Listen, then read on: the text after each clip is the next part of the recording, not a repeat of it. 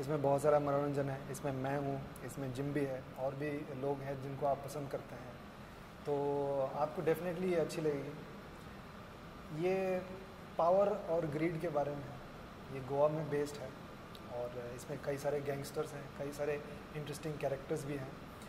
इसमें लोग हैं जो गद्दी पे बैठना चाहते हैं, इसमें वो लोग भी हैं जो गद्दी पे हैं और बाकी सबको अपनी गद्दी बचाने की कोशिश भी है। तो एक बड़ा सी इंटरेस्टिंग सा माहौल है जो गोवा की एनवायरनमेंट, जो एक शांत एनवायरनमेंट है, उसमें बसी है इन लोगों की दुनिया।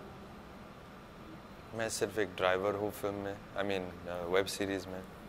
मैं उसके अलावा और कुछ नहीं करते हैं, और मैं कहानी के बारे में बात ही नहीं करते हैं उसके रिलीज़ के पहले। तो आप देख लीजिए, अगर आपको पसंद आए तो फिर हम और बात कर सकते हैं। कहानी मालूम भी नहीं है, सिर्फ ड्राइविंग करते थे। मैं बस ड्राइविंग करते थे, गाड़ी चलाते थे। आप जो भी स्टोरी चूज करते हैं, आप दोनों की बात कर रहे हैं, तो स्टोरी में कुछ ना कुछ तो दम होता है, हम ये बोल सकते हैं। क्या चीज़ खास चीज़ लगी इसमें जो आपने चूज़ किया इस वेब सीरीज? मुझे कहानी अच्छी लगी, जो लोग इस कहानी से जुड़े हुए थे, जो कहानीकार थे, जो निर्देशक थे, जो प्रोड्यूसर्स थे, उनकी सोच सही लगी मुझे। और मुझे लगा ये एक कंपल्शन होता है अंदर से कि ये आपको करना चाहिए, तो वो वाली कंपल्शन भी आई। और जो किरदार मुझे ऑफ़र किया था कि एक बिहारी गैंगस्टर है जो बिहार से आता है और गोवा में बस जाता है, उसको गोवा अच्छी लगती है और सोचता है कि चलो आगे की ज़िंदगी यहीं काटेंगे और देखेंगे कहाँ तक जा सकते हैं। तो वो किरदार भी मेरे लिए इंटरेस्टिंग था, और एक नई दिशा में एज अ कलाकार, मेरी करियर भी एक नई दिशा में जा रही थी, तो उसके लिए ये सही था। आपको क्या चीज़ खास चीज़ लगी? कि गोवा में सेट है तो मैं रोज़ तैर सकते हैं समुद्र में। समंदर में तैरते थे रोज। इनको बड़ा अच्छा लगता है। तो बैंगलोर से हैं? मैं सीरियस आंसर दूंगा, उठ पटांग आंसर जो है ये सज्जन देंगे आपको।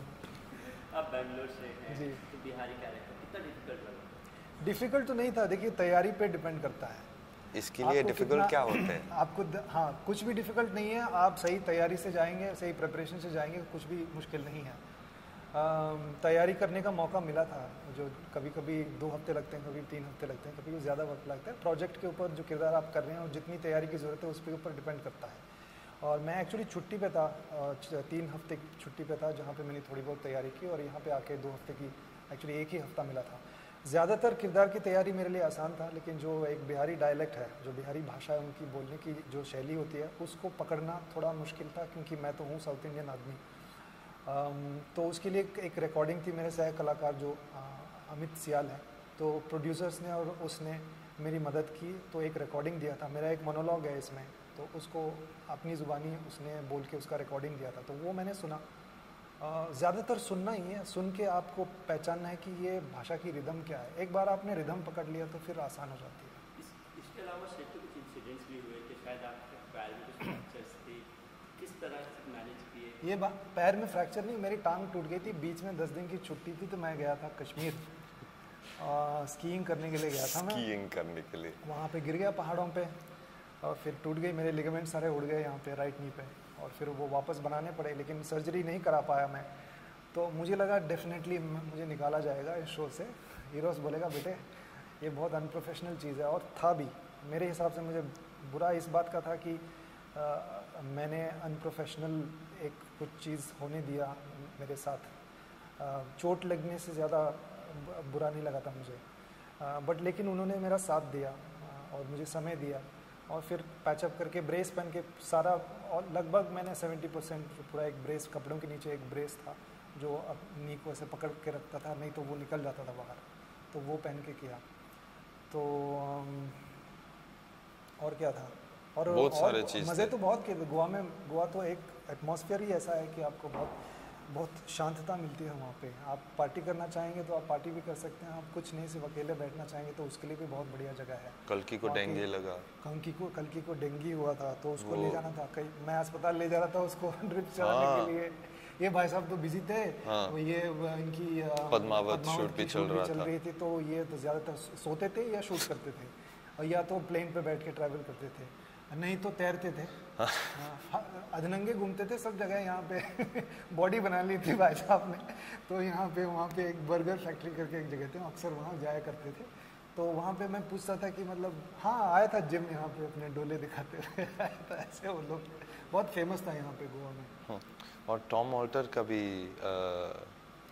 टॉम जी के साथ में मैं कहूँगा कि अभी पीछे देखते हुए काफ़ी बुरा लगता है यार, सब मैं ही बोल रहा हूँ, तू बोलना टॉम ऑल्टर। क्योंकि हम लोग को पता भी नहीं था ना कि वो बीमार थे, उसके पास कैंसर थे, हम लोग को पता नहीं था। मुश्किल था उनके साथ काम करना, क्योंकि कभी कभी हमें तब समझ नहीं आता था, लेकिन अब पीछे मुड़ के देखते हुए पता चलता है कि वो बहुत पेन में थे। हाँ, पेन में थे, बहुत दर्द में थे, उनको कैंसर था, और इस बात की इल्म भी थी शायद कि वो ज़्यादा दिनों के मेहमान नहीं थे।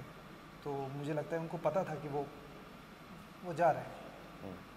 तो हमें बहुत मुश्किल होता था उनके साथ कभी कभी काम करने में। और इन दोनों के बीच में कुछ एक विवाद भी हुआ था, एक छोटी सी एक छुटमुट घटना भी हुई थी, आर्गुमेंट टाइप का होता है। लेकिन अभी बहुत बुरा लगता है। शायद हम लोग थोड़ा और इस बात अगर हम लोग को पता था तो उसको और भी थोड़ा और पेशेंटली उनके साथ काम जेंटल होता था उनके साथ, पर हम लोग को पता नहीं था, इसलिए बुरा लगा जब खबर मिली कि वो चल बसे। हाँ।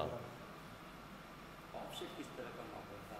क्या ऑफसेट किस तरह से माहौल था? अरे मतलब गोवा में है तो बहुत ही रिलैक्स्ड। और कौन सी इंसिडेंट? फनी इंसिडेंट तो शाम को शूटिंग पैकअप होने के बाद जब बोतलें खुलती हैं तो सब लोग, फैजल और सब लोग बैठते हैं, तो बहुत सारे फनी इंसिडेंट्स होते हैं। हमारे एक प्रोड्यूसर है फैजल मलिक, हमारी फिल्म कंपनी करके हैं, तो वो उनके फैजल के पास कितने कहानी बहुत है, मनोरंजक आदमी है वो। मतलब जब वो शुरू होते हैं ना बात, तो पूरी रात के लिए हंस सकते, ऐसा निकल जाएगा 3-4 घंटा हंसते हंसते, पेट में दर्द होने लगता है।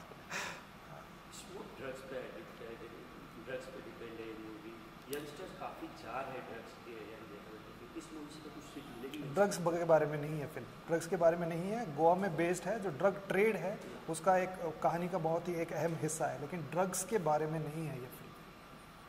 ये फिल्म मैं कह रहा हूँ, ये सीरीज, ये कहानी है लालच के बारे में, पावर के बारे में। कुछ मैसेज देगी ये मूवी? जिनको जो मैसेज मिलना है वो मिल जाएगा, लेकिन ये सिर्फ मैसेज देने के लिए हम लोग ये बना रहे हैं। और ये कहानी अलग है, ये मैसेज वाली कहानी नहीं है, लेकिन ऐसा नहीं है कि बिल्कुल मैसेज ही नहीं है, इसमें है। और मुझे लग रहा है सभी चीज़ में मैसेज होने का कुछ ज़रूरत भी नहीं है। पर्सपेक्टिव पे डिपेंड करता है। देखिए जो है माहौल ऐसा है, मतलब सब चीज़ में मैसेज है। जो आप ढूंढते हैं उसमें आपको वो समझ जाएंगे लोग, जिनको मैसेज की ज़रूरत है उनको मिल जाएगी। नहीं को हमारा टीजर ही होता था, स्मोक डोंट डू ड्रग्स, पर ऐसे तो नहीं है ना, दुनिया ऐसे इतना आसान नहीं है कि ये अच्छा है और ये बुरा है। किस तरह का एक्सपीरियंस रहा? मंजिरा बेदी है, कल्कि है, अमित शाह है, फिर अच्छी अमित सियाल किस तरह का एक्सपीरियंस रहा उनके साथ काम करने? चलो आप मुझे तो बहुत 4 शब्द मेरे बारे में अच्छी बातें करें। मुझे तो बहुत पसंद आए इन सब लोग के साथ एक्टिंग करने के लिए। मेरे पास ज़्यादा सीन्स नहीं था गुलशन के साथ, पर जो भी मैंने देखा सीन पे मुझे लगा कि ये तो बहुत ही बढ़िया काम कर रहे हैं। बाकी लोगों के साथ में सब लोग का एक्टिंग एकदम अच्छा था, कोई प्रॉब्लम ही नहीं था। लेकिन कुछ लोग पहचान के थे, जाने पहचाने थे। हाँ। जिम मेरा दोस्त है, नील और कल्कि पुराने दोस्त हैं, तो उनके साथ एक ऑलरेडी आपके ताल्लुकात है, एक संबंध है और एक कंफर्ट लेवल भी होता है। लेकिन नए लोगों के साथ, हाँ, नए लोगों के साथ काम करने का तजुर्बा भी अच्छा रहा, क्योंकि मैं तो चाहता हूँ कि मैं नए लोगों के साथ ही करूँ, क्योंकि आपका एक्सपीरियंस, आप अपना काम लेके, अपनी क्रिएटिविटी लेके जाते हैं, अपना क्राफ्ट लेके जाते हैं, उनके क्राफ्ट के साथ मिलाते हैं, तो वो जो एक है वो अच्छा लगता है। तो मैं थोड़ा कल्कि के साथ काम कर करके बोर हो गया हूँ कि मेरी आधा करियर जो है उसके साथ काम करते हुए बीता है। तो लेकिन वो मेरी बहुत अच्छी दोस्त है। लेकिन अमित के साथ, अमित बहुत ही बेहतरीन कलाकार है। प्रकाश बेलवाड़ी हैं जो एक एक्टर है, बहुत ही, उनके साथ बहुत मज़ा आया। टॉम जी के साथ में भी मज़ा आया, ऐसा नहीं कि बिल्कुल मज़ा नहीं आया। ये तो अच्छा नहीं होगा और फेयर भी नहीं है। तो बहुत ही पुराने और मजे हुए और एक थेस्पियन कलाकार हैं वो हमारे देश के। और मंदिरा के साथ भी बहुत अच्छा रहा तजुर्बा। एक बहुत ही अच्छा क्या कहते हैं जो एंसेंबल है, आई थिंक एक बहुत ही स्ट्रॉन्ग एंसेंबल है स्मोक की। डिजिटल प्लेटफॉर्म में क्या मानना है आपका? क्या कहना चाहेंगे, यंगस्टर्स में कितना बेस्ट प्लेटफॉर्म मानते हैं आप?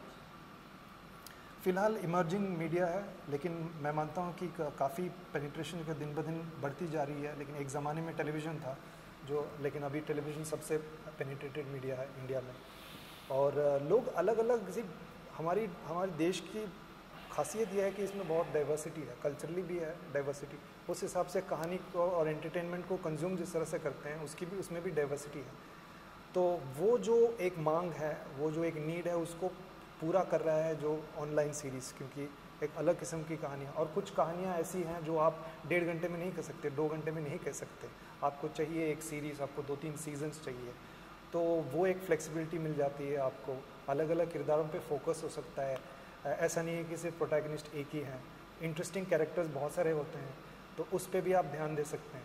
तो वो एक और एक डिटेल तरीके से और एक लेयर्ड तरीके से आप कहानी को और किरदारों को दिखा सकते हैं। तो उसकी एक बैंडविड्थ जो है, उसकी एक फैसिलिटी जो है आपको मिल जाता है वेब सीरीज़ से। सर आप कुछ कहना चाहेंगे इसके बारे में? मैं ज़्यादा उसके बारे में सोचते भी नहीं हूँ। अगर कहानी अच्छा है तो मुझे करना है, बस। ये अच्छी सोच है एक्चुअली, बहुत अच्छी सोच। Short film, web series, feature film, TV show, जो भी है, अगर कहानी अच्छा है और मेरा कैरेक्टर अच्छा है तो मुझे करना है। Good answer. इसके अलावा 2018 आपका फुल पैक है जैसे कि दिख क्या? रहा है, क्या कहना चाहेंगे फ्यूचर प्रोजेक्ट्स के बारे में? फ्यूचर प्रोजेक्ट्स, इस साल मैंने 2 अंग्रेज़ी फिल्म किया है। एक उसका नाम है वेडिंग गेस्ट, राधिका आप्टे और देव पटेल के साथ। वो टोरंटो फिल्म फेस्टिवल में उसका प्रीमियर हुआ।